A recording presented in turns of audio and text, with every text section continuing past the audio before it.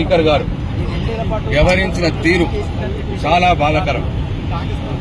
ఇవాళ స్వయంగా స్పీకర్ గారే అయ్యా మా ప్రతిపక్షాల గొంతు నొక్కకండి, మాకు మాట్లాడే అవకాశం ఇవ్వండి అని చెప్పి మా డిప్యూటీ లీడర్లు వేడుకున్నా సరే మీరు ముఖ్యమంత్రి గారిని విమర్శిస్తే మీకు మైక్ ఇవ్వము అని స్వయంగా స్పీకర్ గారే చెప్పిన తర్వాత మాకు దిక్కెవరిగా ప్రతిపక్షాలకు మరి ఎక్కడ చెప్పుకోవాలి మేము?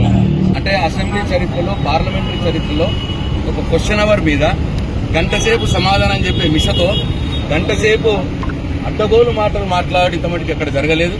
గంటసేపు ఆయన మాట్లాడిందల్లా కేసీఆర్ గారి మీద విషం చిమ్మడం, కేసీఆర్ గారి చావు కోరుకోవడం, అట్లాగే హరీష్ రావు గారి మీద బాడీ షేమింగ్ చేయడం, ఇది తప్ప ఈ గంటలో ఆయన చేసిందేం లేదు.